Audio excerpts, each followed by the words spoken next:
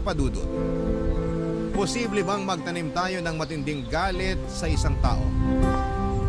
At posible rin bang hindi natin matutuhang magpatawad? Kasi kung oo, sa palagay ko ay deserve ng taong ito na hindi ko siya patawarin habang nabubuhay ako. Hindi niyo ako masisisi kung umabot ako sa puntong yon. Bilang anak na sobra-sobra ang respeto at pagmamahal sa magulang, ang hirap lang tanggapin na isa sa kanila ang nagtulak sa akin para kamuhian sila. Pero bago ko ipagpatuloy ang kwento ko ay babati muna ng isang magandang tanghali sa mga katulad kong avid listener ng Barangay Love Stories. Aksidente lang talaga yung pagkakadiskubre ko sa programa ninyo, Papa Dudut. Gusto ko lang talagang mag-browse online tapos ay nakita ko ang isa sa mga istorya ninyo na naka-upload sa YouTube.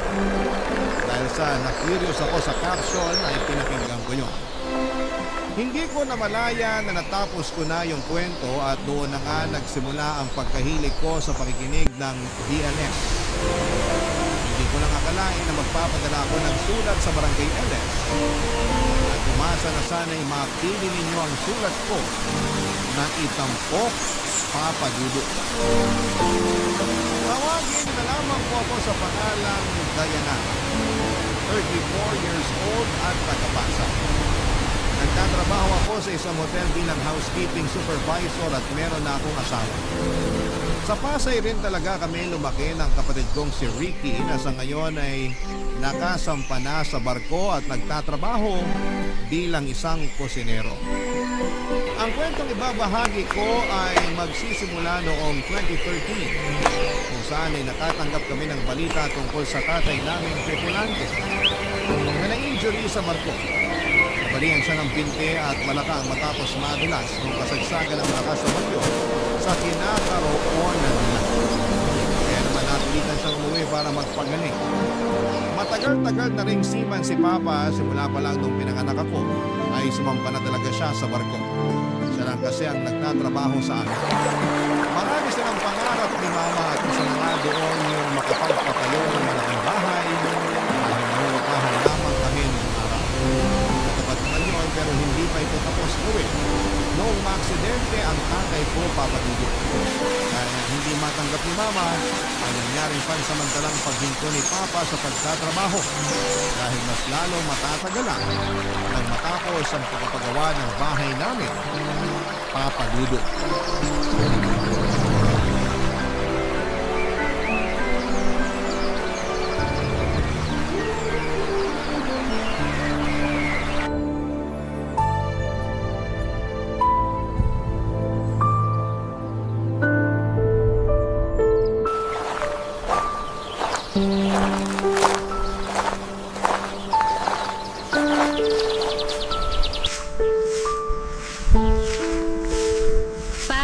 Okay lang po ba kayo?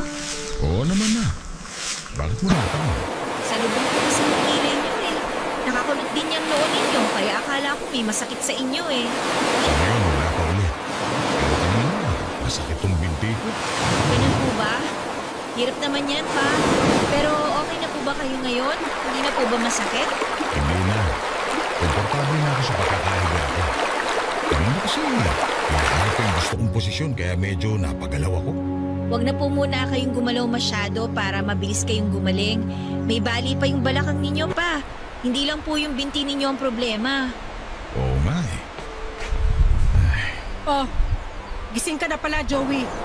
Diana, bakit nandito ka? Di ba sabi mo mag-apply ka ng trabaho ngayon? Ipagpapabukas ko na lang po yun, Ma. Tsaka gusto ko pong bantayan si Papa kaya hindi muna ako umalis. Nandito naman ako ah. Ako na lang magpapantay sa papa mo. Maghanap ka na ng trabaho. Oh, sabi mo may interview ka dapat ngayon, di ba? Puntahan mo na. Sayang din yun. Ayoko naman po talaga dun sa company na yun eh. Kayo lang naman nagsabi sa akin na mag-apply ako dun. Aba, pihikang ka pa. Pasalamat ka nga, sinabihan kita na hiring sila eh. Tapos ngayong interview mo na, sasayangin mo pa? Ewan ko ba naman kung anong utak meron ka? Pasisimula mo pa lang pero dami mo ng reklamo sa buhay. Hindi naman po siya nagrereklamo ako, Ma. Ayoko lang po kasi talagang umalis kasi gusto kong alagaan si Papa. Wala naman mangyayaring masama sa papa mo kasi nga nandito naman ako. Hayaan mo na lang si Dayanara. Kung ayaw niya, edi wag. Marami pa namang ibang oportunidad. Anong kung ayaw, edi wag? Hindi ka ba nakakaintindi?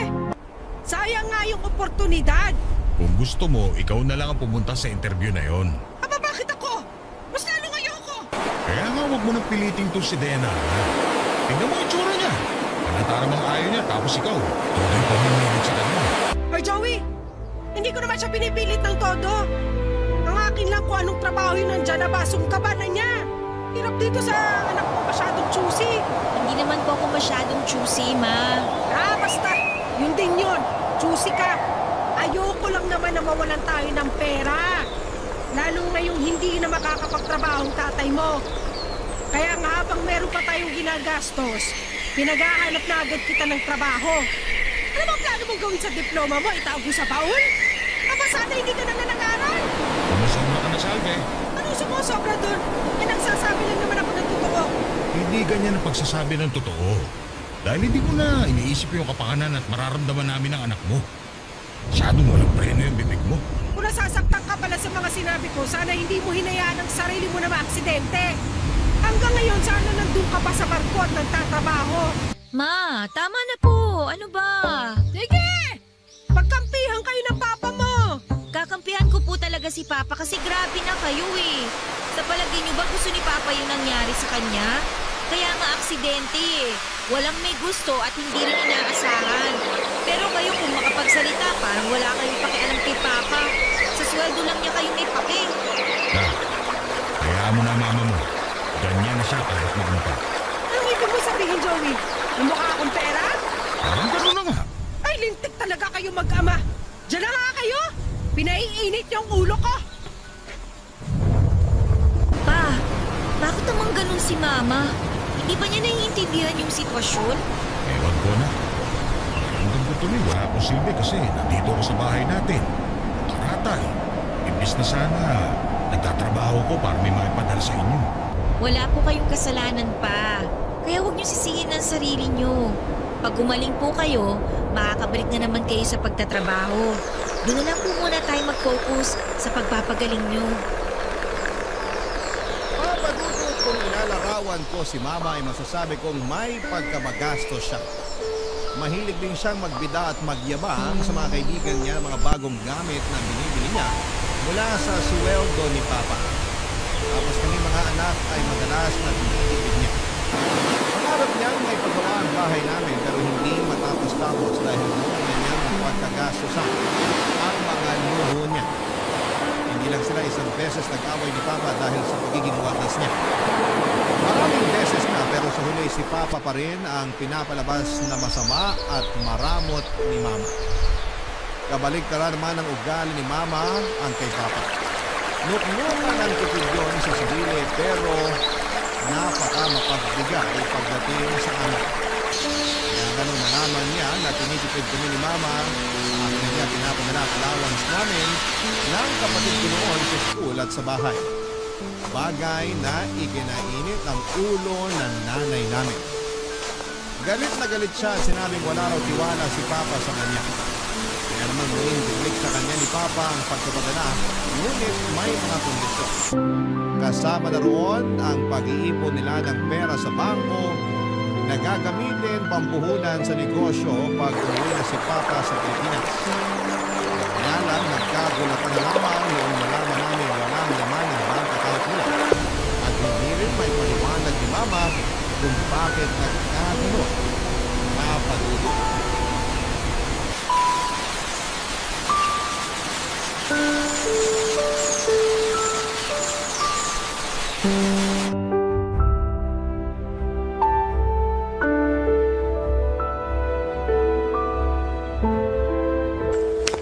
Ulitin mo nga yung sinabi mo.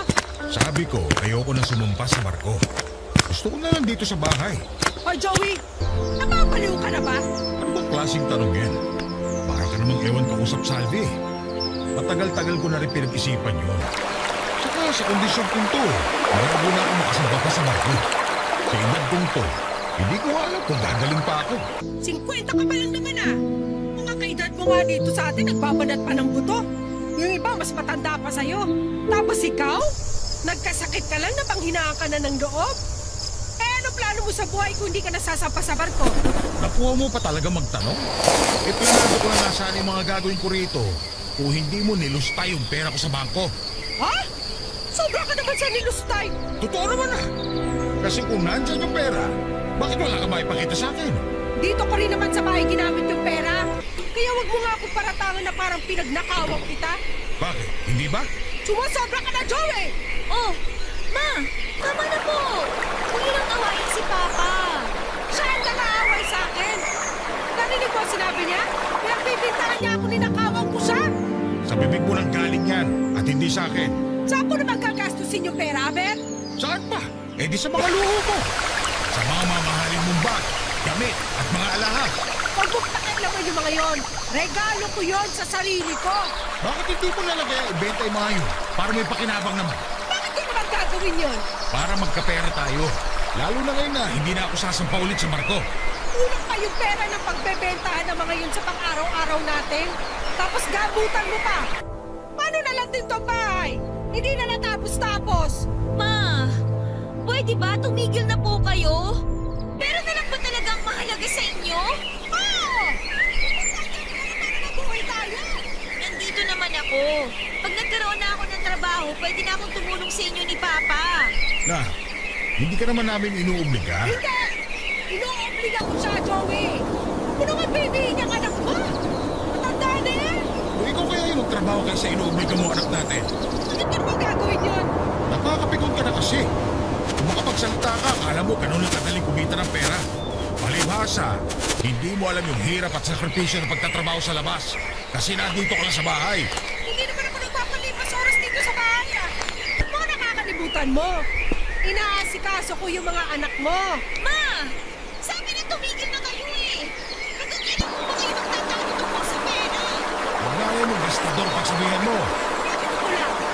Usapin mo na naman tayo kayo kay Until!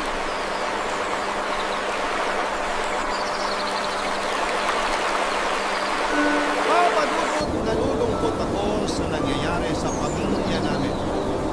Lalo na sa mga balikat ko na ata ang mabigat na tungkulin na pumayan sa mama at papa ko. Nagsisimula pa lamang ako noon sa pagkahanap ng trabaho pero grabe na yung pressure. Hindi rin nakakatulong papadudot ang laging pagreklamo at pagtatalak ni mama kay papa. Awang-awa na ako sa tatay namin dahil lagi siyang sinasabihan ni mama na walang silbi at initin. Hindi ko lubos maisip kung bakit may ganong kasamang ina at asawa. Sa kabilang banda ay nagsikap pa rin ako para makapag-apply ng trabaho. Kahit naman kakaano ay may last pay pa si Papa na nakuha niya sa pinagtatrabahuhan niya. Kaya yun muna ang ginamit naming panggastos. Pero syempre kung anong higpit namin ang sinturon ay siya namang waldas ni Mama. Para siya mababalik kung hindi siya makakabili ng gusto niya. At kapag sinasaway siya ni Papa ay binabalik niya rito ang sisi at pinamumukha naman niya na kasalanan nito kung bakit kami gipit sa pera at naghihirap kami ng dahil kay Papa. Barangay Love Stories. Barangay Love Stories. Papadudod dahil nagsisimula pa lamang ako sa trabaho ay hindi ginagawa sa ito. Kaya nga natuto ako mag-budget para mapagkasya lamang ang kinikita sa mga pangangailangan namin sa bahay. Kasama na doon ang allowance ng kapatid ko sa eskwelahan na noon ay graduating na rin at para din sa gamot ng papa. Kaya nga pag wala na akong maibigay kay mama, may extra money ay naghihimutot siya sa akin at pinagsasalitaan ako ng hindi maganda. Halimbawa na doon ay yung tinitipid ko raw siya, hindi ko na siya mahal at maramot daw ako sa kanya. Papadudot masakit para sa akin na makarinig ng mga salitang gano'n mula pa mismo sa mama ko. Inaasahan ko kasi na maintindihan niya ang sitwasyon namin pero maling-mali ako. Kung tutuusin ay hindi naman kami umabot sa puntong wala na kaming makain. Meron pa naman. Pero sadyang mapili lang si mama sa pagkain at gusto niya laging masarap na katulad daw ng mga napapanood niya sa TV o nakikita sa social media na kinakain ng mga kumare niya. Kaya nga tuwing sweldo ko ay binibilhan ko siya pero minsan ay hindi siya nagpasalamat. Minsan, madalas ay nagreklamo pa siya dahil nahuli raw ako ng bili at iba na ang craving niya ng mga oras na yon. Kaya nga tinamad na akong pasalubungan siya kasi pinamumukha niya sa akin na hindi ko siya ma-spoil katulad ng ibang anak na mga kaibigan niya. Bunga noon ay lagi na lamang akong malungkot, bagay na hindi nakaligtas sa mapagod sa pangalaman ng tatay ko.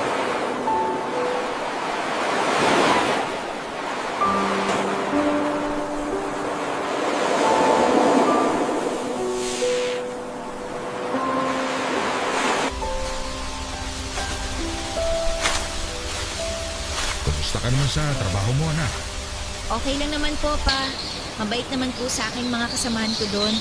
Tinuturuan nila ako kapag hindi ko alam yung gagawin. Tsaka lagi nila akong pinupuri kapag nagagawa ko ng maayos yung trabaho. Lalo tuloy akong ginaganahan na pumasok. Naalala ko, may ganyan din akong kasamahan mo sa trabaho. Bale, boss ko siya. Lagi niya akong pinupuri kapag maayos ang trabaho ko. Kahit pareho kaming lalaki, nalalambingan talaga ako sa kanya. Pero sa totoo lang, hindi lang naman siya sa akin gano'n. Kasi mabait din siya at mahilig mamuri ng iba pa namin kasamahan. Kaya nga, kahit mabigat yung trabaho namin napapagaan dahil maayos yung makitungo. Sabi ko na nga, be, importante talaga na maayos yung mga kasamahan mo sa trabaho para maging maayos din pakiramdam mo habang nagtatrabaho. Oo na. Kaso, sigurado mamimiss na kayo kasi hindi na kayo sasampa sa barko.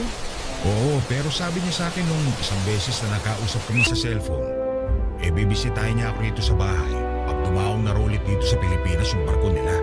Ganun po ba? Ayos yun. Para naman kahit po papano malibang kayo habang nagpapagaling. Ay, sa totoo lang, nalulungkot pa rin ako sa nangyari sa akin. Naisip ko kung hindi ako na-aksidente, baka kahit papano makapag-extend pa ako ng kontrata sa barko bago ako tuluyang magretiro. Kasi naman yung nanay mo kung sabihan ako ng inutil at walang silbi. Akala mo kung sino? Minsan gusto sumama ng mga ko sa kanya kasi tagal ko rin napakahirap sa pagtatrabaho sa barko. Tapos siya, gastos dito, gastos doon lang ang ginagawa. Oh, kita mo, pati yung inaasahan kong ipon sana niya mula sa mga padala ko, wala rin nangyari. Ewan ko nga po ba kay mama kung bakit siya nagkaganon. Ang hirap na niyang kasama dito sa bahay. Wala siyang ginawa kundi magsisigaw at magparinig sa atin. Nasasaktan ako kapag pinaparinggan ka niya at sinasabihan na masasakit, anak. Kung ako kahit papano nasanay na sa kanya, pero naaawa ko sa'yo. Natitiis ko naman po, pa. Pasok sa isang tenga, labas sa kabila. Para hindi ko masyadong damdamin. Pero kahit na, ayoko masanay ka na ginaganon ng sarili mong ina. Si Salvi talaga kailangan magbago. Ayos-ayusin niya tapos ang dila niya kasi masyado nang matalim. Kaya nga laking pasasalamat ko kasi nandito na kayo kasama namin. Kahit na hindi tayo katulad ng dati, yun bang madali sa inyong mabili yung mga luho namin? Ayos lang sa akin yun. Kasi magkakasama na tayo. Tutuparin pa rin naman natin yung plano ng negosyo. Kasi talaga pong pag-iipunan ko yun, pa. Opo, pa. Kaya nga po magpagaling talaga kayo. Salamat pero ayoko nang isipin mo yun. Akala mo ka lang kasi mabigatan Ikaw na lang ang gumagastos dito sa bahay. Saka ikaw na rin nagbibigay ng alawa sa kapatid mo. Malapit na rin naman po siyang gumraduate. Nag-usap na kami na pagtutulungan namin ang gastusin dito sa bahay para hindi ako mahirapan. Kaya ako na pong bahala sa negosyo nyo. Basta dapat pangako nyo sa akin na magpapagaling kayo, ha? Oo naman, ha. Salamat kasi. Wala man ako maraming pera. Pero naman akong mababait na mga anak. Para sa akin, kayo ng kapatid mo ang yaman ko na hindi matutumbasan ng kahit magkano halaga. Mahal na mahal ka namin, pa. Masaya talaga kami na magkakasama na tayo ngayon dito sa bahay. Kaya sana, kahit na ano pong sabihin ni Mama, huwag niyo po masyadong damdamin, ha? Hindi totoo yung mga yun. Gayahin niyo na lang ako, pa. Pasok sa isang tenga, labas sa kabila. Sabi ko naman sa'yo, sanay na ako. Kaya pag naiinis ako sa kakatalak ng nanay mo, parang siya yung gusto kong palmasin sa bahay natin. Mabuti pa nga po. Ikaw ha, suportado mo ako. Hindi lang po suportado pa. Kakampi niyo pa ako.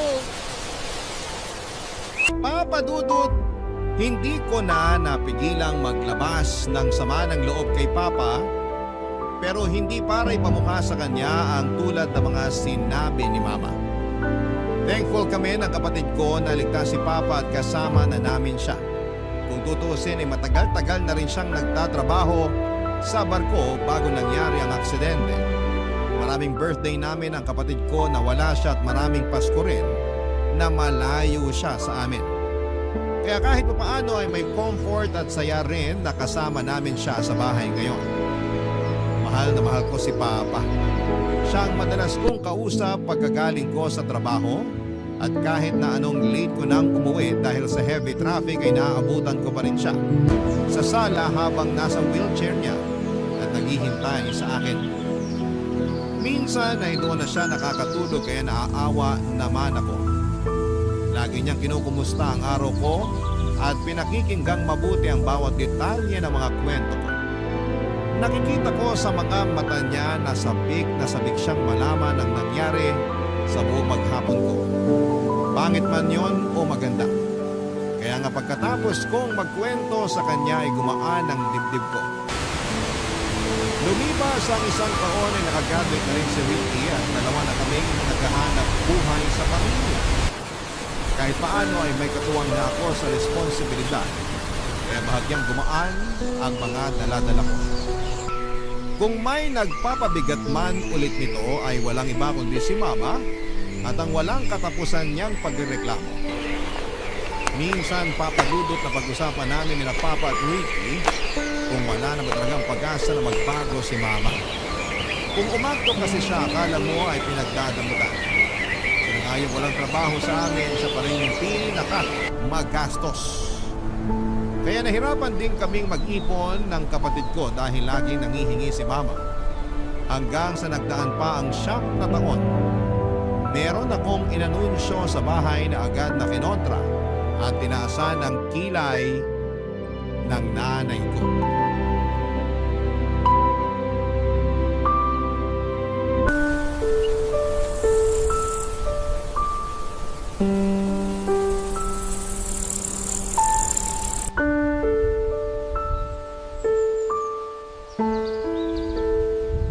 O nasa na ba yung kapatid mong yon?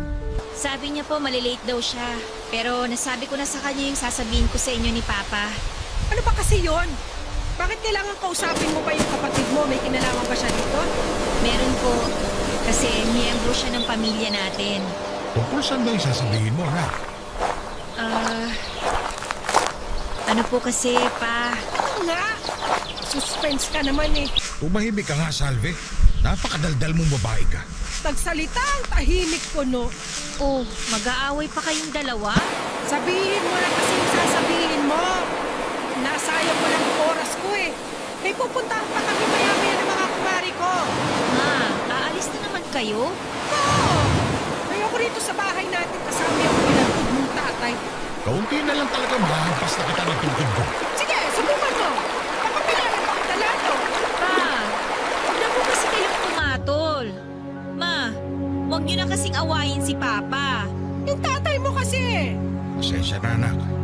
Babalik tayo doon sa sasabihin mo. Ano ba yun? Plano na po namin kasi magpakasal ng boyfriend ko. Talaga? Magandang balita yan kung ganon. Ano magandang balita doon eh? Pag kinasal niyang anak mo, bubukod na yan sa atin. O sino magbibigay ng perang paggastos dito sa bahay? Ano bang pinagsasabi mo eh? Kumikita naman yung tindahan na binigay sa atin ng anak mo, ha? Pero hindi pa rin sapat yun, no? Sa dami ba naman ng mga umuutang sa tindahan na pagkahirap-hirap singilin? Madalas pa akong abonado dyan kaysa tumubo, kaya wala rin kwenta. Anong ibig mo sabihin? Hindi na pwede mag-asawa at bumukod si Dayanara? Kasi gusto mong buhayin pa rin niya tayo, ganun ba? Aba, bakit hindi? Mga magulang niya tayo. Kaya dapat lang na siya bumuhay sa atin. Baliw ka ng babae ka. Baliw na akong baliw, pero ayoko! Hoy, Dayanara! Ano na kami ng papa mo? Kita mo namang maliban sa pagtao niya sa tindahan natin eh. Hindi na nakakapagtrabaho yan dahil sa kapansanan niya. Tapos gusto mo pa kaming iwanan dito sa bahay? Pero 33 na po ako. Gusto ko na po magkaanak at bumuo ng pamilya kasama yung boyfriend ko. Bakit kasi biglaan naman yung pagdedesisyon nyo ng ganyan? Ano pong biglaan? Inabot na nga po ko ng ilang taon bago kami naging desidido talaga eh. Pinagpaliban na namin to ng gusto. Kaya sana naman po pagbigyan nyo na kami. Tama ang anak mo. Napapanahon na rin naman para bumukod siya at magkaroon ng sariling pamilya. Kaya huwag mo na siyang pigilan. Paano na nga tayo pag umalis na rito si Dayanara?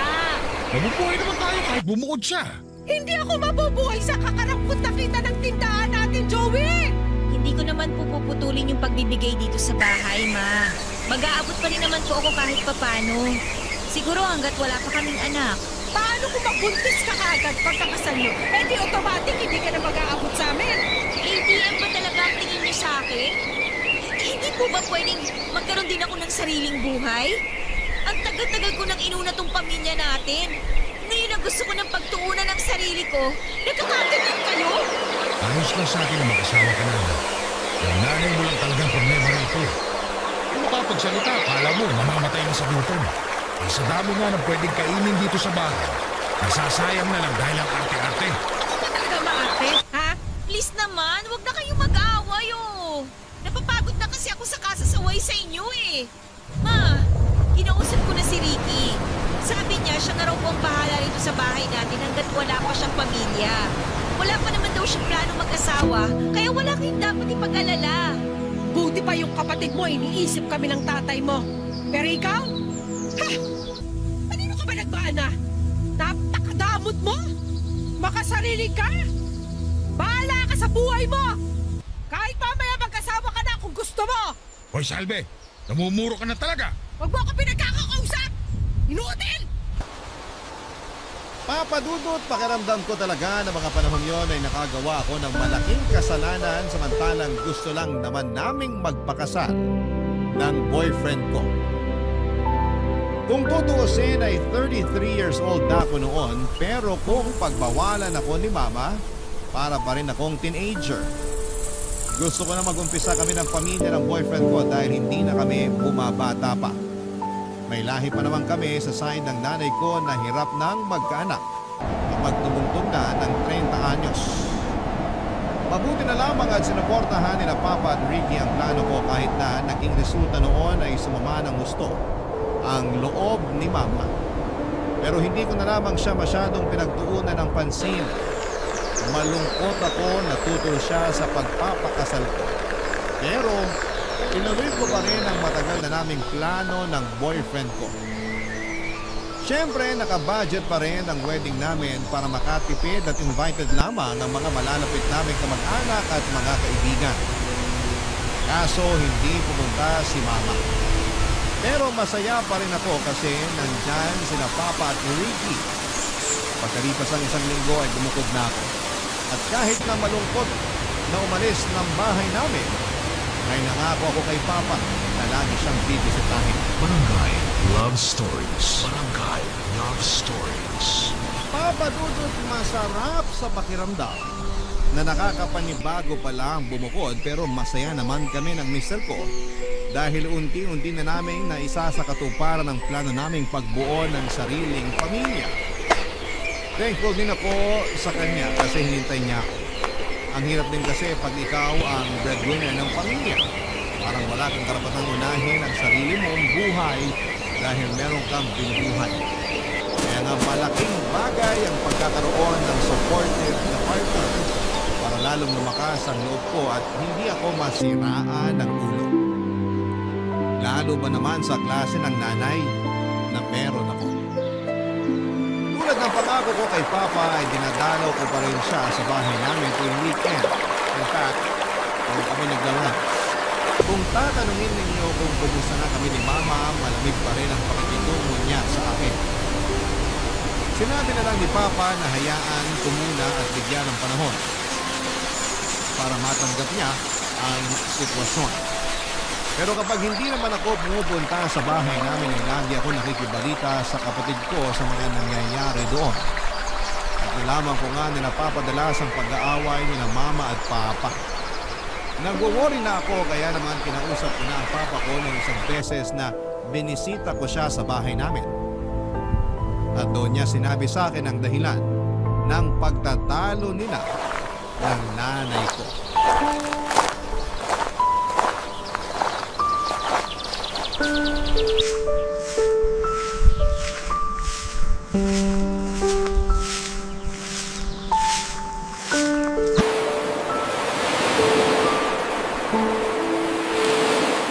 Totoo po ba yung sinabi niyo, pa? Oo na. May ibang lalaki ang mama mo. Kaya hindi ko siya nang madalas niyang kausap sa cellphone. Kasi sa kwento ng mama mo, awanan daw yung lalaki na kilala niya sa kasama. Kasino? Nagkakasino si Mama? Oo. Kaya pala madalas nawawala yung benta namin sa tindahan kasi pinasusugal niya. Pero hindi naman po marunong magsugal si Mama. Saan po siya natutong magkasino? Malamang sa mga kumare niyang masamang impluensya. Pero napaisip ako baka matagal na rin niyang gawain niyo. Pakiwari ko, simula pa lang nung nagtrabaho ako sa barko. Kaya nga wala siyang maipakitang pera sa bangko pag uwi ko. Hindi naman po siguro.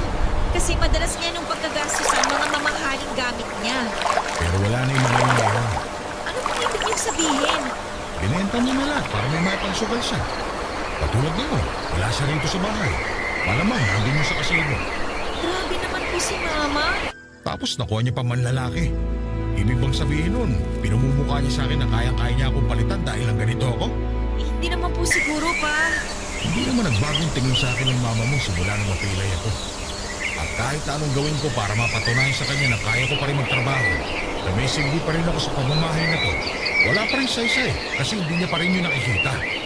Lagi lang ng bukang bibig yung pagiging inutil ko. Huwag po kayong magsalita ng ganyan. Lalo na't hindi niyo naman po ginusto yung nangyari sa inyo. Tsaka, kahit may kapansanan kayo, masipag pa rin kayo, pa.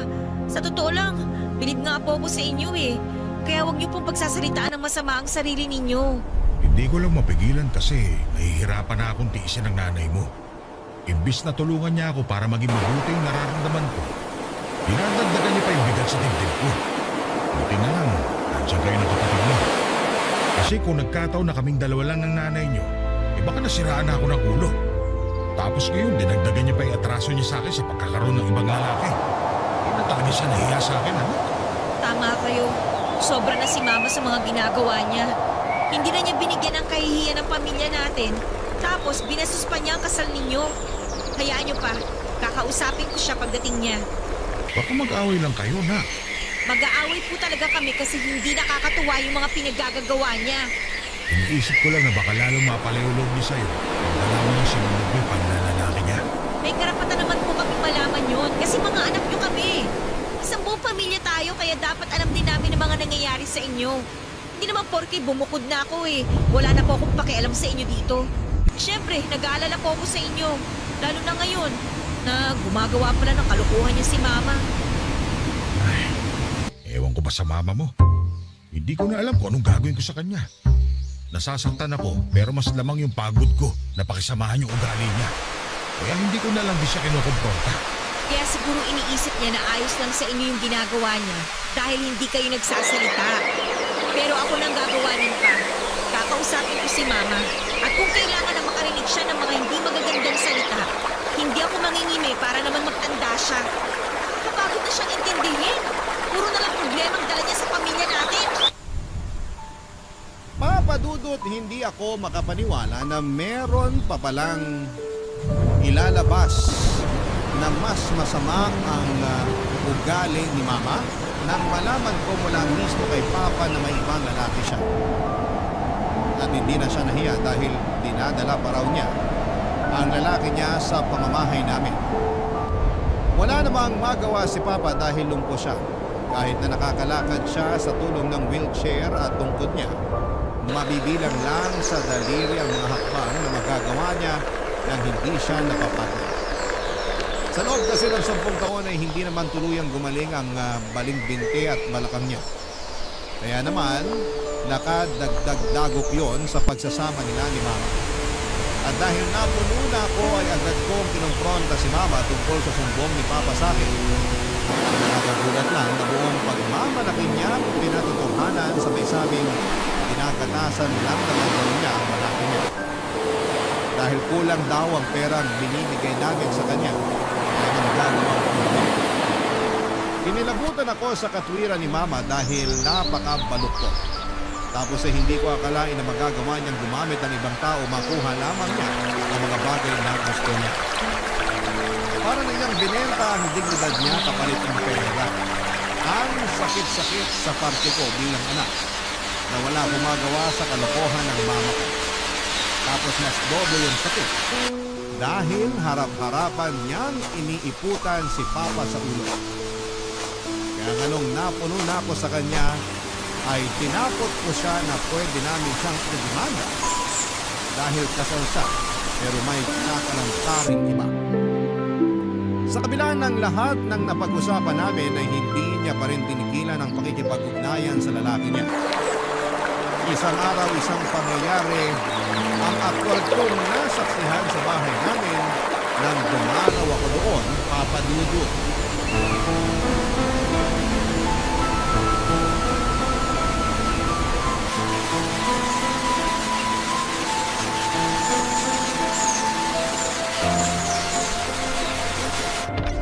Teka, Salvi! Diyan ka sa labas! Lumayas ka na rito! Bakit niyo tinulak si Papa? Pa, ayos lang ba kayo? Ayos lang, nak. Medyo masakit lang itong balakang ko. Alalayan ko na po kayo tumayo. Sige, anak. Salamat. Aba, biglaan naman ang pagdating mo. Pero buti na rin niya para masundo mo na ang tatay mong kilay. Ang kapal ng mukha mo, Salvi. Mukha mo ang magkapal! Naati mo na binubuhay ka ng mga tao sa paligid mo? Wala ka ng silbi sa pamamahay na to, kaya lumayas ka na! Bahay ko rito, kaya hindi mo ako mapapalis. Sa akin ang pangalan ng titulo nito, kaya wala kang habol dito! Bakit niyo ba pinapaalis si Papa? Dito na kami tignan ng boyfriend ko! Boyfriend? Yun! Anong pinagsasasabi niyo na dito na kayo titira? May bahay na tayo. Bahay ko lang to! May sarili ka ng bahay, di ba? Tapos sa akin to nakapangalan, kaya patitirahin ko yung gusto kong patirahin dito!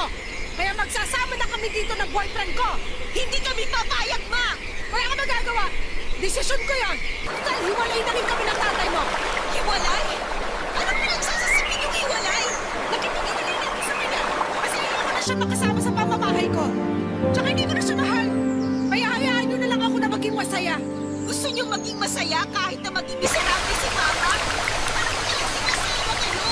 Yung klase ng asawa na hindi magtitiis sa pag-aalaga sa inutol na yan hanggang tumanda ako at mamatay. Mataas ang pangarap ko sa buhay. Alam mo yan? Sabi ko nga noon, pag natapos tong bahay natin, gusto ko namang sumama sa mga kumari kong magliwaliw sa iba't ibang lugar. Pero hindi ko magawa makaalis dito sa Pilipinas kasi wala tayong kapera-pera. Kasalanan lahat to ng tatay mo dahil na-aksidente siya at tumigil sa pagtatrabaho. Eh di sana buhay na ako ngayon at hindi taga-alaga ng katulad niyang inutil. Kayo ang totoong inutil! May sinabi ba? Ang sabi ko, kayo yung totoong inutil dito at hindi si Papa! Bastos mo at walang boda. Kayo yung bastos! Ang kapal ang mukha niyo! Kinain na kayo ng kasakiman niyo para paalisin niyo si Papa! Tapos ang kapal mo ng mukha niyo na sumpatan si Papa at sabihang inutil! Ikaw kayo walang silbi eh! Hoy, Dayanara! Hindi kita pinalaking bastos! Mahadera kang babae ka? Masusungal nga talaga kita! Ano ang pinagsasasabi niyo? Hindi naman talaga kayo naging nanay sa amin ng kapatid ko! Tsaka, nagpapasalamat ako dahil hindi niyo ako pinalaki! Kasi kung nagkataon, eh dinagmana ako sa uling galing niyo! Hindi ko muna yung bunganga mo! Nagsama kayo ng tatay mong inutil! Umalis na kayo sa harapan ko! Mga buwisit kayo sa buhay ko! Mga sana!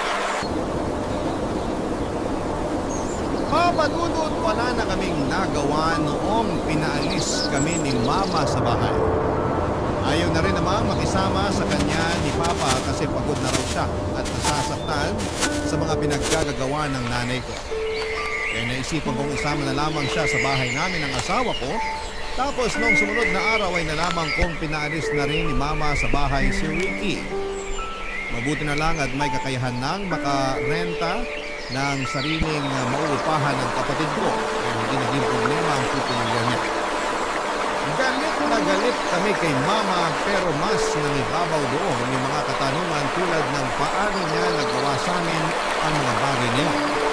Samantalang kami ang pamilya niya. Ayaw na rin naman siyang ipademanda ng papa ko dahil dagdag gulo lang daw yon. Sinabi rin niya na hayaan na lang namin si Mama sa kagustuhan nito.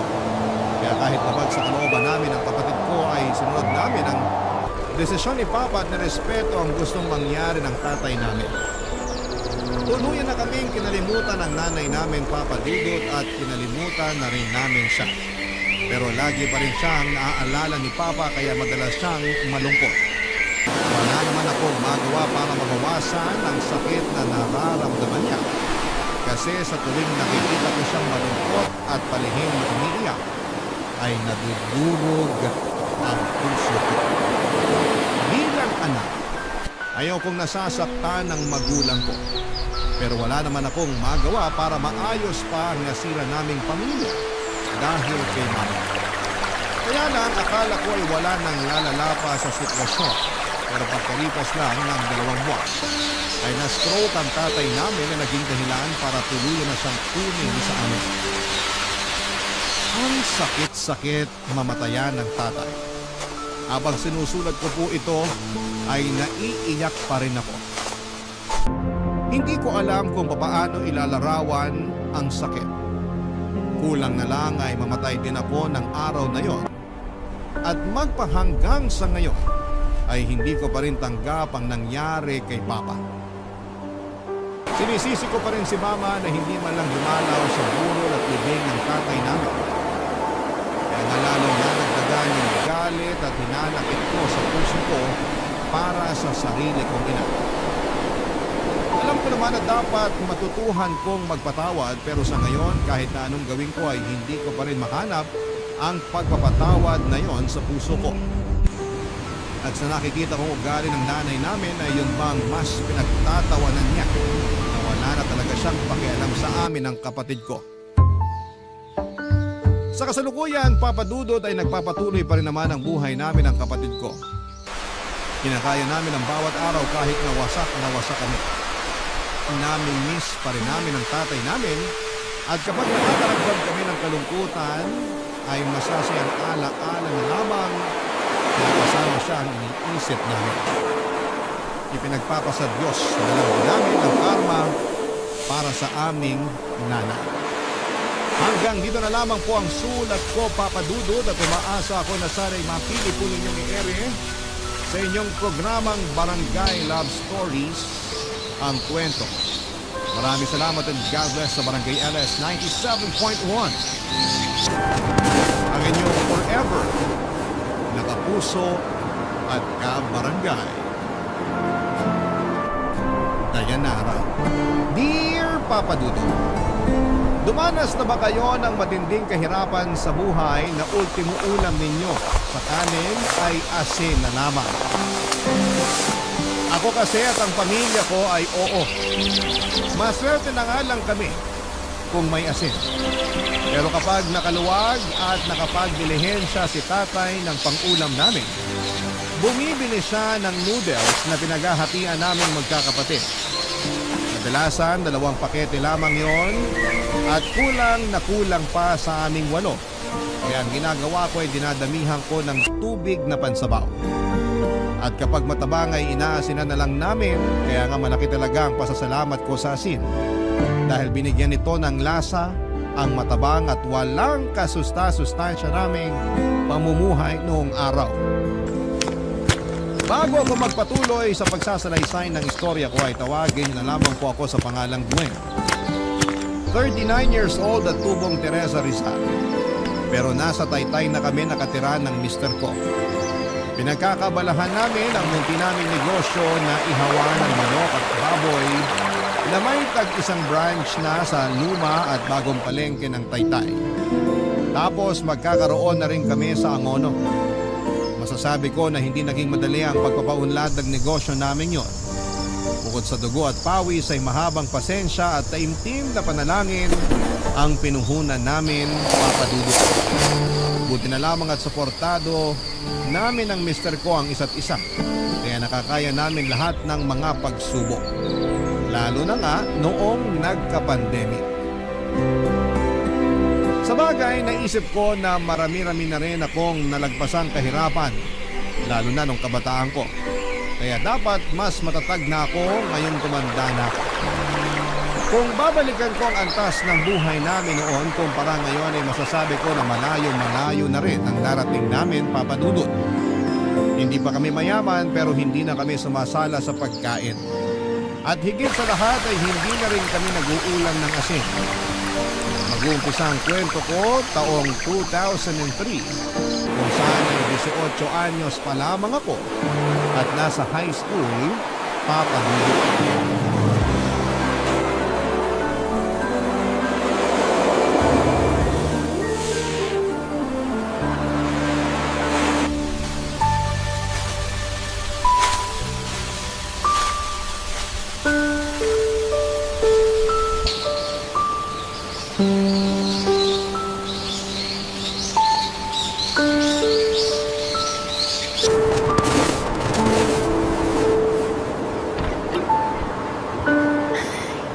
Nandito na po ako, Nay. Hala, ang dilim. Bakit wala po tayong kuryente? Di na kasi tayo nakakabayad dun sa pinagkakabitan natin, kaya pinutulan na nila tayo. Tiis na lang muna uli tayo sa kandila na. Dipit na dipit tayo. May sakit pa kapatid mong sumunod sa'yo. Ay, ang init na naman po nito mamaya. Pero mapapaypay na lang po ako. Salamat, nak. Pasensya ka na. Ay, nga pala. Bakit ginabi ka yata? Nag-practice pa po kami ng sayaw para sa presentation namin sa school bukas eh. Nakakapagod nga po. Sakit na ng binti at balakang ko paulit-ulit na lang. Di kasi makuha nung iba kong kaklase yung step eh. Kaya mo't At hindi ka man lang nagpaalam sa amin ng tatay mo. Sana naabangan ka niya at nasundo dyan sa may highway. Alam mo namang delikado iskinita papunta rito sa atin. biglaan po kasi, Nay. Tsaka ayos lang naman po ko. Buti na lang din walang nagiinuman dyan sa labas kaya dire-diretso ako nakauwi rito. Ay!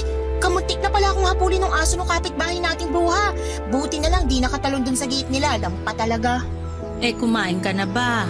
Hindi pa nga po. May kanin pa po ba? Oo, pero baka malamig na. Sabawan mo na lang para lumambot. Ay, sige po, Nay. Sakto, gutom na ako. Hala, ano po to, Nay? Literal na sabaw lang? Oo, pero may lasa naman yan. Tinimplahan ko yan ng asin at paminta. Yan lang kasi kinaya natin pang ulam, nak. Pasensya ka na. Parang nakakawalang gana naman po itong kainin. Sana hinaluan nyo man lang kahit talbos ng kamote para may ngunguyain ako. Isasabaw mo naman sa kanin. Yun na lang nguyain mo. Saka wala na akong mahihinga ng libreng talbos ng kamote ngayon. Lahat may bayad eh. Kulang nga pambili natin. Buti nga may bigas tayo. Diyan lang lahat napunta. Ay, dami mo naman reklamo na. Sarap na sarap nga dyan mga kapatid mo. Wala naman po kasi silang choice. Magugutom sila pag di sila kumain. Pero sigurado ako na nag-i-imagine ng masarap na ulam yung mga yun para ganahan lang sila. Alam mo namang di nakakapagtinda tatay mo dahil may sakit, di ba? Ikaw ang matanda, ikaw ang dapat nakakaunawa sa sitwasyon natin. Hayaan mo, kapag nakapagtinda na uli tatay nyo at kumita na siya, ibibili ko kayo ng masarap na ulam. Talaga po? Ano po bibili niyong ulam, Nay? Ipag-aadobo ko kayo ng manok o di kaya baboy. Pwede rin nilaga o tinola. Gusto ko po sinigang. O sige, magsisinigang tayo pero sa ngayon, pagtiyagaan mo na lang muna yung kanin at sabaw. Lamang tiyan din naman yan. Ano pa nga ba? Sige po, kakainin ko na po, Nay. Ay, teka. Buti naalala ko. Kunin ko lang po sa bag ko. Ano yan? Tanan! Fish cracker po. Gabi na, magsisitserya ka pa? Di ko naman po ito papapakin. Uulamin ko po ito. Feeling ko kasi di talaga ako mabubusog sa kanin at sabaw, Nay. Hay nako, dami mo talagang arte. Siyempre, ako naman po kakain eh. Di naman kayo. Kaya nga mag-aral ka ng mabuti nang magkaroon ka ng magandang trabaho. Para kapag kumikita ka na, mabibili mo lahat ng pagkain masasarap na gusto mo. Ganun po talaga gagawin ko pag kumikita na ako. Di na tayo mag-uulam ng sabaw lang dahil meron na rin pong karne at mga gulay. Pero sa ngayon, i-imaginein ko na lang muna na sinigang tong ulam natin para mabusog ako. Sige, maiwan na kita. Matutulog na ako kasi inaantok na ako. Patayin mo na lang kandila pagkatapos mo kumain, na. Opo, Nay. Good night po. Pangatlo ako sa magkakapatid at pangalawa sa matandang babae. Ang vendor ang tatay Simon namin at taong bahay naman si Nanay Wilma. Nakatira lamang kami sa maliit na barong-barong na may tagpi-tagping yero at dingding na plywood. Sunod-sunod kaming magkakapatid kaya naman hindi nalalayong agwat ng edad namin sa isa't isa. Ako na lang ang nag-aaral sa amin dahil huminto na ang ate at kuya ko para mamasukan ng trabaho. Nangatulong sa Maynila si ate samantalang si kuya ay nagtrabaho sa peryahan bilang utusan at tagalinis. Pero hindi sila regular na nagpapadala ng pera sa amin. May sariling pamilya na kasi si kuya tapos si ate ay nalaman na lamang namin na nakipagtanan sa boyfriend niya. Simula noon ay naatang na sa mga balikat ko ang responsibilidad bilang panganay. Kaya ganoon na lamang ang tampo ko kina nanay at tatay papadudot. Sa kabila ng lahat ay mahal ko naman ang aking pamilya.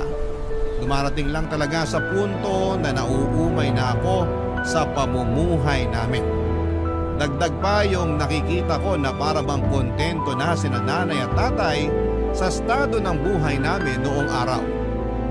Yun bang ayos lang kung makain, may makain at ipagdasal na lang sa Diyos na maghimala kung wala. Mabait si nanay at maalagang ina papadudot pero madali siyang malungkot at malugmok.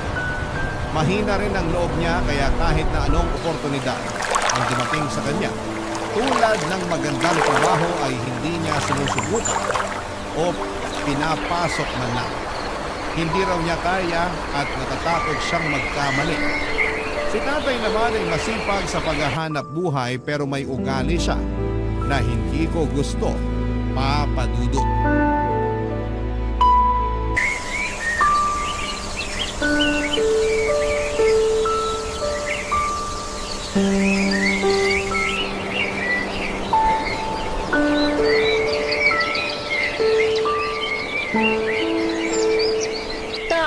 Tama na po yung pag-inom nyo. Nakakalimang bote na kayo ng biri. Lasing na po kayo. Sino may sabi sa'yong lasing na ako? Kaya ko pa maglakad ng diretsyo. Nakuhin muli lang nyo. Eh halos matumba na nga kayo nung naglalakad kayo kanina. Huwag na po kayong tumayo dyan. At bakit mo ako inuutusan? Sino ka ba sa akala mo? Sino ka nga ulit? Si Gwen po, anak nyo po. Anak? Kasi sa pagkakaalam ko, wala akong anak na swail at bastos. Kaya di kita anak. Lumayas ka sa pamamahay ko. Hindi ko naman po kayo binastos. Nag-aalala lang po ako sa inyo kaya pinagsasabihan ko kayo. Tama na po, wag na po kayong uminom, tay. Bitiwan mo nga ako. Aray ko naman po, tay. Masyado ka kasing pakialamera. Masama po ba yun? Eh, kanina pa kayo inom ng inom. Tapos pag nasobrahan kayo, magkakalat na naman kayo ng suka nyo. O bakit? Ano naman kung magkalat ako? Nandyan ka naman para linisin, di ba? Sabi mo, anak kita. Kaya responsibilidad mo na pagsilbihan ako na magulang mo. Gusto nyong pagsilbihan ko kayo, eh ang tigas-tigas nga ng ulo nyo. Anong sinabi mo? Bastos ka! Nagsasabi lang naman po ako ng totoo. Tsaka, kayo po yung unang nang bastos dyan eh. Tinulak nyo pa ako. Akala nyo ba di masakit? Ang arte mo naman! Di ka naman nabalian ng buto. Saka yan natutunan mo sa eskwelahan. Ang sagot-sagutin ako. Aba, sana di ka na lang namin pinag-aral ng nanay mo. Sana nagtrabaho ka na lang para may silbi ka. Sumusobra na kasi kayo, tay. Ang sakit nyo pa magsalita. Alam mo, kaunti na lang madadago ka na kita. Ay ayoko sa'yo eh. Alasagot ka. Buti pa yung ate mo. Mabait sa akin. Pero nasan po si ate? Nakipagtanan sa boyfriend niya, di ba? Iniwan niya na tayo. Pinabayaan na tinakasan kasi siguro nagsasawa na siya sa pamilya natin. Ayaw na niyang tumulong sa atin kasi pagod na siyang maghirap kasama natin. Sumusobra ka na, Gwen! Nasasaktan po ba kayo kasi alam niyo totoo sinasabi ko? Pag di ka pa nagtigil, masasampal na talaga kita! Anong nangyayari rito? Bakit ka sumisigaw, Noli? Yan kasing anak mo. Balasubas sumagot sa akin. Nagpipigil lang ako ha. Pero gusto ko na talagang sampalin. Ano ba kasing sinabi mo sa tatay mo, nak? Eh di yung totoo. Pabida kasi si tatay, laging kinukumpara sa akin si ate pero iniwan naman tayo kasi ayaw na tayo makasama. Tumigil ka na ha. Ako pa talaga yung pabida. Naguka na kaya kita. Sige po, gawin niyo. Total, siya naman kayo magaling. Halika rito. Papakita ko sa'yo kung saan ako magaling. Pwede ba tumigil na kayo? Yang anak mo ang patigilin mo. Huwag ako. Isa, Wilma. Dadago ka na rin kita. Bakit naman ako nadamay dyan? Maawat lang naman ako. Damay ka na. Kasi kamukha mo yung bruwang na yan. Ano naman po koneksyon nun? Malaki. Kasi pareho akong nayayabot sa pagmumukha niyo ng nanay mo. Sarap yung pagtugtugin mga peste kayo. Mabuti pa. Makalayas na sa pamamahay na to. Saan ka pupunta? Basta, malayo sa inyong dalawa.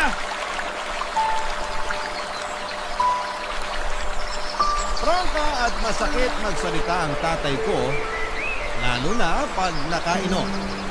Kaya nga kahit na alam ko ang bagay na yun ay nasaktan pa rin ako sa mga sinabi niya. Pero hindi rin naman ako yung klase ng tao na mananahimik na lamang pag pinagsalitaan ako ng hindi maganda. Sumasagot ako at nangangatwiran at para sa akin ay walang kinalaman ang mga natutuhan ko sa eskwelahan. Kasi alam kong agrabyado na ako. At ayoko sa lahat ang iniinsulto kahit na sarili ko pang mga magulang papagulo.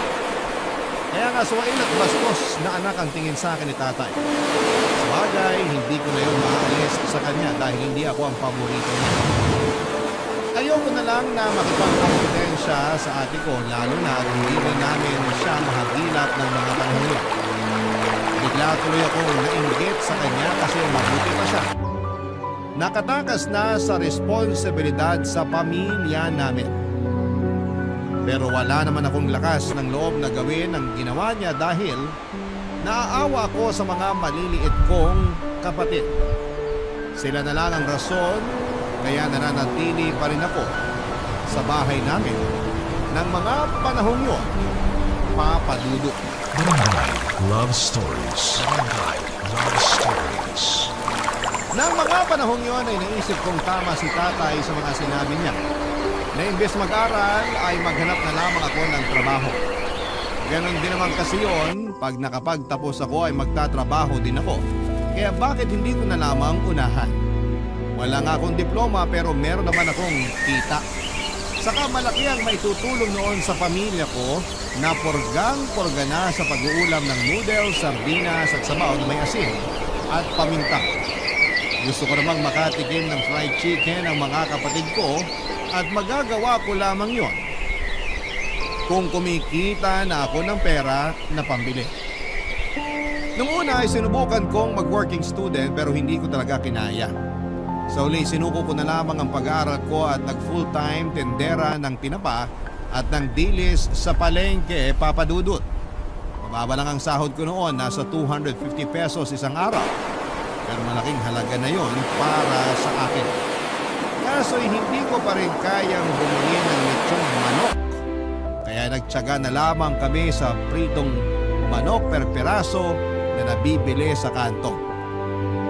Masarap naman kahit puro harina at tumitigas pag malamig na. At least, hindi na asin o noodles ang inuulam namin dahil may nagunguya ng laman ng totoong manok ang mga kapatid ko. Masaya na sila doon kaya masaya na rin ako. At proud din ako sa sarili ko dahil nakakapag-abot na ako ng pera kay nanay ng mga panahon yun. Papadudot.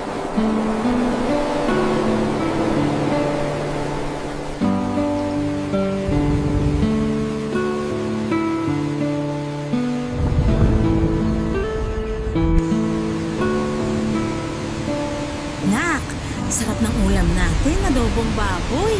Dami ko tuloy nakain. Grabe, busog na busog ako. Pati mga kapatid mo, kulang na lang itumba yung kaldero ng kanin. Simot na simot. Kita ko nga po dun sa hugasan yung kaldero, wala nang laman. Masaya ako na nabusog kayo, Nay. Di ko na maalala kung kailan ako nakatikim ng adobong baboy. Pamuntik ko na nga rin makalimutan paano lutuin. Buti na lang masarap pa rin ang timpla ko. At nung natikman ko nga yung adobo, parang gusto kong maiyak sa sarap. Hayaan nyo, hindi nyo na mamimiss ng matagal yung adobo kasi pag sweldo ko, yan ang uulamin natin. Pangako po yan. Ay, ang bait-bait mo talagang anak. Pero ayos lang ba talaga sa'yo na magtrabaho ka na lang kaysa mag-aral? Opo, ayos lang sa akin kasi masaya ako na nakakatulong sa pamilya natin eh. Anong nakakatulong? Kakarampot nga lang kinikita mo dun sa trabaho mo. Noli naman, huwag mo naman pagsalitaan ng ganyan si Gwen. Mayabang kasi magsalita niyang anak mo. Akala mo kung sino. Hindi naman kalakihan yung sinisweldo. Porke nakapagbigay lang ng pambigas at pangulam.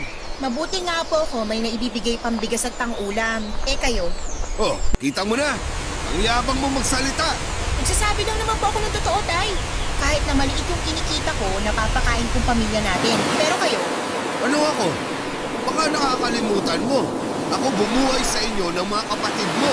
binuhay niyo kami sa sabaw na inasinan at nilagyan ng paminta. Yun po ba yung pinagmamalaki niyo? Sumusobra ka na talagang babae ka.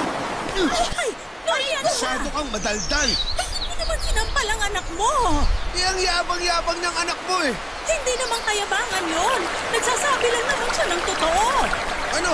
Kinakampihan mo yung anak mong yan. Oo, kasi tama naman siya. Masipag ka nga magtrabaho pero yung kita mo sa bisyo mo lang na pag-iinom na pupunta. Tapos kami ng mga anak mo nagtitiis na lang sa kung anong mabibili ng kakarampot mong bigay. Aba, gusto mo pati ikaw sampalin ko? Sige, subukan mo. Talaga? Ako pang hinahamon mo ha? Huwag na huwag niyo pong sasaktan si nanay. Kampiyan pa talaga kayong dalawa. Sarap yung pag-untogin. Pwede ba umalis na nga po kayo? Kanina ayos-ayos namin nag-uusap dito tapos dumating lang kayo para manggulo. Kung ikaw kaya palayasin ko sa pamamahay na to, baka nakakalimutan mo sinong batas dito. Hindi ko po nakakalimutan pero sana umayos naman kayo. Hindi na po tama ginagawa niyo, Tay. Habang tumatagal, mas bumibigat pagdadala natin sa buhay ng dahil sa inyo sa bisyo niyo. Hanggat hindi ikaw ang gumagastos sa biso ko, wala kang karapatan pagsalitaan ako ng ganyan. Anak lang kita. Tatay mo pa rin ako. Umalis ka na, Noli. Di ba lalabas ka? Ganyan ka naman eh. Pagkagaling mo sa trabaho, lagi kang pumupunta sa mga barkada mo. Aalis talaga ako. Hindi mo na ako kailangang pagsabihan. Pero sana, umalis na rin yung anak mo. Kasi naiirita ako sa pagmumukha niyan. At saan naman pupunta si Gwen? Baka nakakalimutan mo na dito siya nakatira. Eh di ikaw na lang yung umalis. Total, wala ka namang silbi. Anong sinabi mo? Ay, ang hirap sa'yo. Ang hilig mo maglaro ng tanga-tangahan. Kainis, makalis na nga. Iyon ang unang beses na sinampal ako ni tatay kaya magkahalong gulat at galit ang naramdaman ko ng araw na yon. Hindi ko na rin tinigilan ang sarili ko na maglabas ng sama ng loob dahil pakiramdam ko ay sasabog na ako. Para sa akin ay wala siyang karapatang saktan ako kahit na siya pa ang tatay ko. Pakiramdam ko ay nanliit ako sa mga sinabi niya at nawala ng saysay ang pagtatrabaho ko para sa pamilya namin. Kaya umiyak na lamang ako pagkatapos noon at tinext ko ang boyfriend ko para magsumbong sa kanya, Papa Dudo. Makalipas ang isang linggo ay nag-decide akong umalis na lamang sa bahay namin para makipag-live-in sa boyfriend ko. Masama pa rin kasi ang loob ko kay tatay at nakadagdag sa bigat nang nararamdaman ko yung hindi namin pagpapansinan sa bahay. Minsan nagpapasaring pa siya kung gaano ako kasamang anak kasi maramot daw ako. Sinasaway naman siya ni nanay pero nauuwi lang yon sa away kaya naaapurito na ako. Sukan-suka na ako sa bahay namin kaya ginusto ko na lamang bumuko. Hindi naman nila ako napigilang umalis lalo na ni nanay at ng mga nakababata kong kapatid. Pero nangako ako na bibisita sa kanila at magbibigay pa rin ng perang pagkain at pambayad sa bills. Lumipas ang 5 buwan, habang nasa bahay ako para dumalaw kina nanay, ay meron siyang sinumbong sa akin.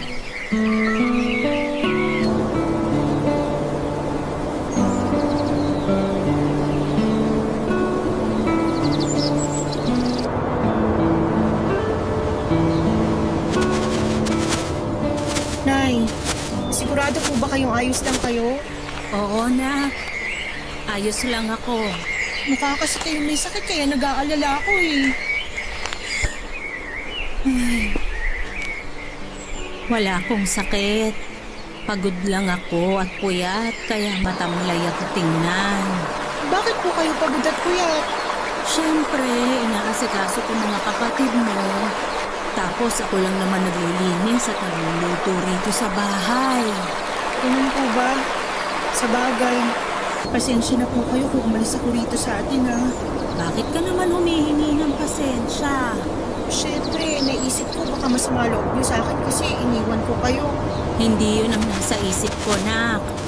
Saka nasa tamang edad ka na para magdesisyon sa sarili mo.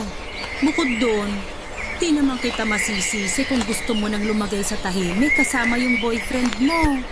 Wala kasing kapayapaan tong pamamahay natin. Lalo ngayon na... Na ano po? Wala na. Iba na lang pag-usapan natin. Kamusta ka naman? Kayo ng boyfriend mo? Ayos lang po kami, Nay. Pero, curious po kasi sinasabi niyo kanina. Ha? Wala naman akong sinasabi ah. Meron po. Ayaw niyo nga lang pag-usapan. Ayoko na kasing idamay ka. Problema na namin yun ng tatay mo. Ayoko nang isipin mo. Mas lalo ko po yung iisipin kung hindi niyo sasabihin. O sige. Pero ipangako mong makikinig ka muna sa akin. At kapag sinabi ko na, sana wag mo kamumuhian ng tatay mo. Alam ko may samaan kayo ng loob. Pero hindi sana gumatong tong malalaman mo. Depende po, Nay. Hindi ko po may papangako. Gawin naman. Sabihin niyo na po kasi kinakabahan na po ako eh. Sige, sasabihin ko na. May babae ang tatay mo. Ano po? Totoo po ba yun? Oo, totoo yun. Umamin din naman siya. Pero sabi niyo po kami si tatay. Oo nga. Pero pinatawad ko na siya. Pinatawad niyo? Oo, kasi asawa ko siya na. Tatay niyo pa rin siya. Pero kahit na. Ano naman kung tatay namin siya? Bakit niyo hahayaang tarantaduhin niya kayo? Nay naman eh. Siyempre, mahal ko pa rin naman si Noli. Eh kayo ba mahal niya? Kasi kung oo, bakit siya nang bababae? Napakawalang respeto, Nay. Ewan ko ba naman sa tatay mong yun? Kung kailan tumanda, saka nagkaganyan. Akala ko ba nagbago na si tatay pero lalo lang siyang lumala. Huwag ka nang magalit sa tatay mo. Matanda na naman siya eh. Naturingang matanda pero walang pinagkatandaan. Kung kayo kaya nung di magalit, pues ibahin niyo ako, Nay. Eh baka kaya ganun kasi pangit na ako sa paningin niya. Ano po? Hindi po. Hindi ganun yun, Nay. Naisip ko lang kaya nagawa niyang tumingin sa iba. Sira ulo lang talaga si tatay. Hindi na siya nahiya sa inyo at sa mga kapatid ko. Nagawa niya pa talagang mambabae. Nakakainis siya. Tsaka, huwag niyo nga po siyang ipagtanggol, Nay. Tingnan niyo itsura niyo. Stress na kayo. Nagkukunwari pa kayong di apektado kahit na nahihirapan at nasasaktan na kayo sa ginagawa ni tatay. Ano bang gagawin ko? Kailangan namang layasan namin siya ng mga kapatid mo. Sige, saan kami pupunta? Ikaw lang at si Noli ang kumikita sa pamilya natin. Hindi ko kayang buhayin mga kapatid mo na. Pasensya ka na kung may mahina kang nanay. Hindi ko lang po matanggap na ginaganong kayo ni tatay. Hindi na siya nahiya. Nakakainis siya. Galit ako sa kanya, Nay.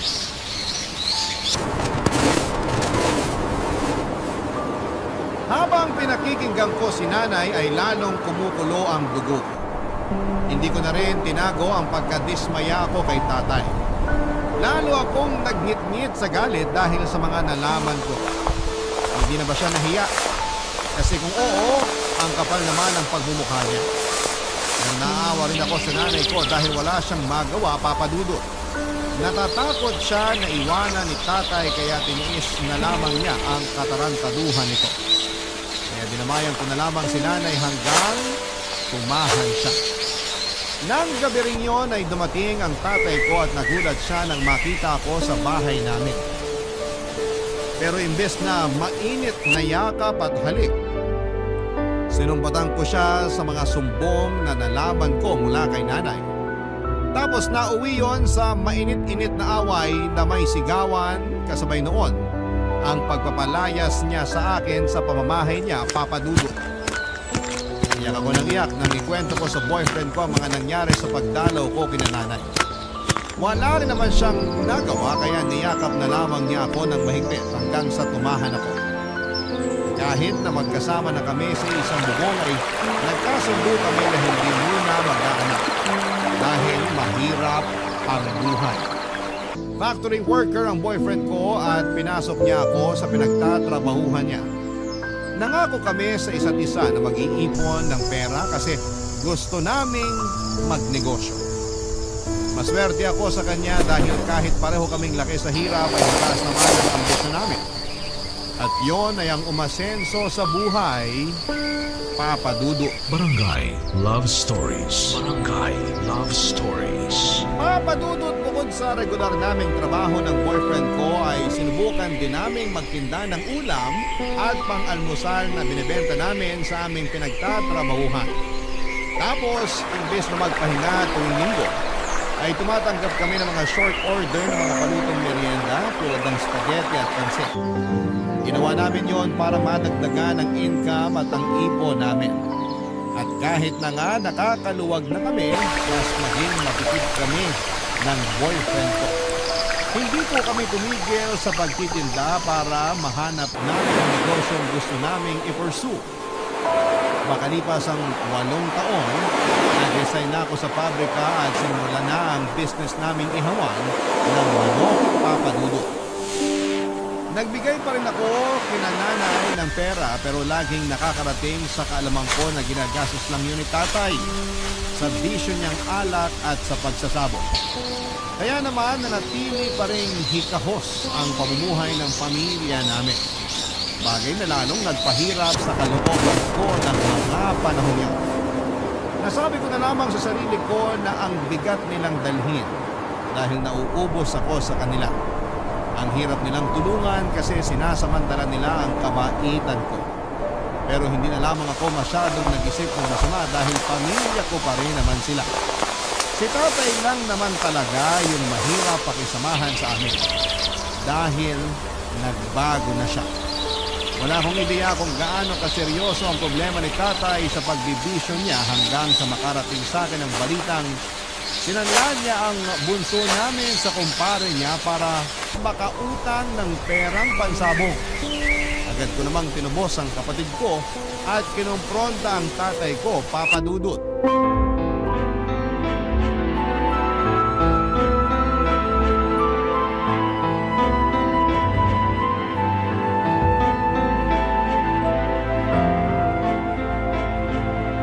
Ipapabarangay kita, tay!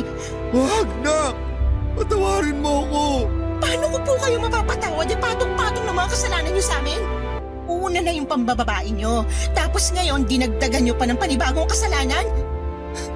Anong klaseng ama kayo, tay? Gawain po ba ng matinong magulang yung isang na ang sariling anak ng dahil sa pera? Alam ko namang mali, pero di ko lang talaga napigilan. Anong hindi niyo napigilan? Ewan ko, basta kating-kati kamay ko na makapagsabong. At kapag hindi ko ginawa yun, parang masisiraan ako ng ulo. Matagal na po kayong siraulo simula nung hayaan yung kainin kayo ng mga bisyo nyo. Ang sama-sama nyo, tay! Pinagpalit nyo kaming pamilya nyo sa plastic bisyo na yan! Nak, huwag mo namang pagsalitaan tatay mo ng ganyan. Nagsisisi na naman siya sa ginawa niya eh. Huli na para magsisi kasi nagawa niya, nanay. Tsaka naririnig nyo pang sarili nyo. Pinagtatanggol niyo si tatay matapos niyang isan lang kapatid ko. Nasisiraan na ba kayo ng bait? Hindi, pero tatay mo pa rin siya. Desperado lang siya kaya niya nagawa yun. Pero alam kong hindi na niya uulitin. Sabihin mo kay Gwen na hindi mo na uulitin, Oli. Tama, nanay mo, nak. Hindi ko na uulitin. Kaya sana patawarin mo na ako. Magbabagong buhay na ako. Hindi na ako magsusugal o mambababae. Sana noon niyo pa yung ginawa. Ginagawa ko naman na eh. Wilma, sabihin mo nga sa anak mo na nagbabagong buhay na ako. Bigyan mo na ng isa pang pagkakataon ng tatay mo. Maawa ka sa kanya, nak. Ewan ko sa inyo, Nay. Hindi ko maintindihan kung bakit imbis na yung kapatid kong kampihan niyo, katatay pa rin talaga kayo kampi. Baka nakakalimutan niyo. Harap-harapan kayong niloko ng taong yan. Huwag niyong sabihin sa akin na ayos lang sa inyo na iniiputan niya kayo sa ulo. Siyempre hindi, pero matagal na yun. Matagal na nung huling beses na may kinaloko ang babae ang tatay mo. Hindi ko lang sinasabi sa'yo, pero nakikita ko, nagbabago na siya. Sabi ko naman sa'yo, nak. Nagbabagong buhay na ako eh. Ewan ko, Tay. Hindi ko na alam kung sino paniniwalaan sa inyo ni Nanay kasi lumalabas para kayo nagkakampihan eh. Pinagtatakpan ni Nanay ang mga kasalanan niyo kasi mahal niya kayo. Alam ko. Kaya nga malaki pa sa salamat ko sa nanay mo. Dahil hindi niya ako iniwan. Kaya sana, bigyan mo pa ako ng isa pang pagkakataon. Marami akong kasalanan sa pamilya natin. Lalo-lalo na sa'yo, Gwen. Gusto kong bumawi kahit bago man lang mamatay. Huwag mong sabihin yan, Noli. Hindi ka pa mamamatay. Hindi lang po kayo sa akin dapat humingi ng patawad, Tay. Doon din sa kapatid ko kasi panigurado na trauma yun sa ginawa niyo. Kaya nga desidido akong ipabarangay kayo. Pero sige, bibigyan ko pa kayo ng isa pang pagkakataon. Kaso pag naulit po to, hindi ko na kayo mapapatawad. Salamat, nak. Salamat talaga. Pangako, hindi ko na uulitin. Galit na galit ako kay tatay ng mga panahong yon. Marami akong tanong sa kanya dahil hindi ko lubos maisip na magagawa niya yon sa sarili niyang anak. Wala siyang konsensya at gusto ko siyang turuan ng leksyon sa pamamagitan ng pagpapakulong sa kanya. Pero nagmakaawa si nanay na huwag ko nang gawin yon. At nang mahimasmasan naman si tatay sa katarantaduhan niya ay umiyak siya. Dahilan para lalo kong maramdaman na maawa sa kanya, Papa Dudut. Parang nagbalik yung dati naming tatay na nawala matagal na panahon na ang nakakalipas at napalitan ng ganid at makasariling tatay nang malulong siya sa bisyo. Iba talagang nagagawa ng adeksyon. Mabuti na lang dahil natauhan na siya ng mga oras na yon. Pero takot na takot pa rin sa kanya ang mga kapatid ko. Hindi ko naman sila masisisi dahil nakakatroma ang mga pangyayaring yon. Pero pinatunayan ni tatay na gusto na niyang magbago matapos niyang lumuhod sa amin at magmakaawa na patawarin na namin siya. Simula noon ay tinigil na ni tatay ang kanyang mga bisyo at nag-focus na lamang siya sa pagtatrabaho. Bumalik po siya sa pagtitinda ng taho pero naaawa na ako sa kanya kasi matanda na siya para mabuhat ng mabigat at maglakad ng malayo. Kaya nga inalok ko sila ni nanay kung gusto nilang magtindahan para naman kahit nasa bahay lang ay kumikita na sila. Hindi naman sila tumanggi kaya pinondohan ko ang bagong negosyo nila. Unti-unti ay kumita ang tindahan nila nanay kaya naipaayos nila ang bahay namin. Masasabi ko po na nakaahon na kami mula sa kahirapan ng dahil sa aming pagsisikap at pagtutulungan.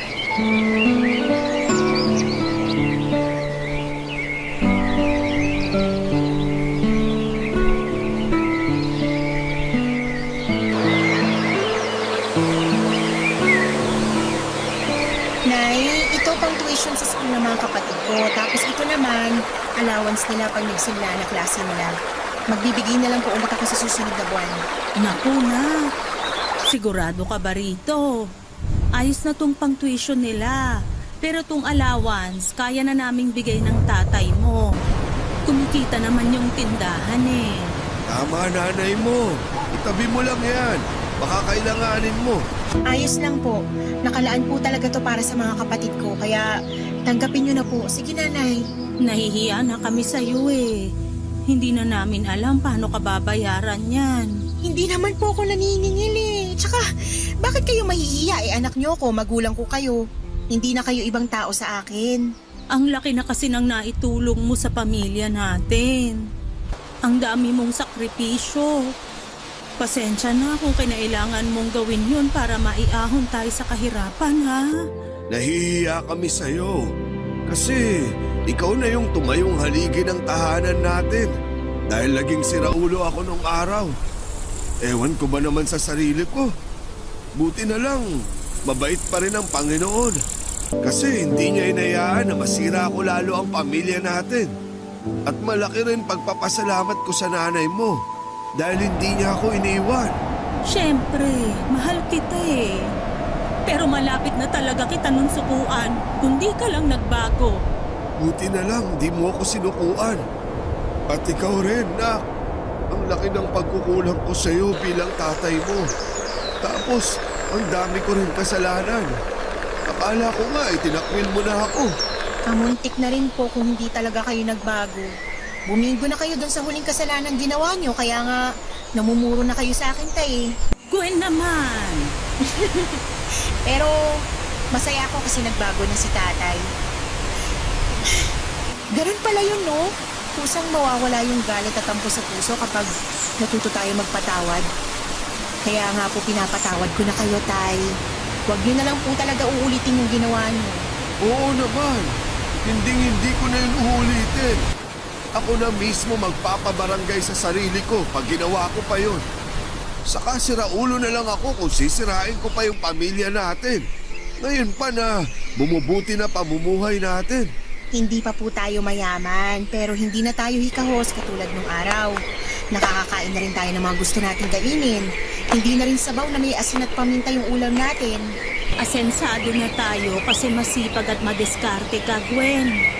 Tapos nahawahan mo na lang kami ng tatay mo. Hindi ba, Noni? Totoo yun. Hindi lang pala sapat yung sipa. Dapat may diskarte rin. Pagtsatsaga at pag-asa na matutupad yung mga pangarap natin, gaano man yun kaimposible. Kahit mga magulang mo kami, meron din kaming natutuhan sa'yo, nak. Salamat, Nak. Mahal na mahal ka namin ang tatay mo. At proud kami sa mga narating mo sa buhay.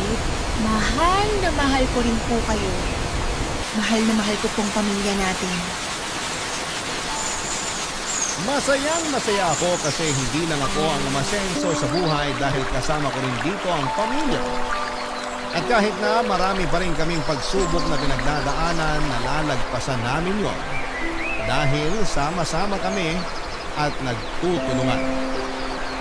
Napakalaki talagang factor na hindi ka lang mag-isang nangangarap sa pamilya. Mas nagiging magaan kasi bawat pasan na responsibilidad kung nandyan ang pamilya mo para umalalay sa iyo, Papa Dudut. Sa kasalukuyan, nandito na kami sa Taytay ng asawa ko at kinasal kami last 2022 pero wala pa rin kaming anak magpahanggang sa ngayon. Kaya nga nag-decide na lamang kami na mag-ampon ang batang kalalakihan namin at ituturing na sariling anak. Kung pagkakaluban pa kami ng Diyos ng anak ay manugod namin yung tatanggapin at ipagpapasalamat. Hanggang ito lamang po ang sulat ko at sana'y meron kaming na-inspire at napasaya sa istoryang ibinahagi ko sa inyong lahat sa programang Barangay Love Stories. Maraming salamat po, Papa Dudut, and more power sa inyong istasyon. Ang inyong forever kapuso at ka-barangay, Gwen.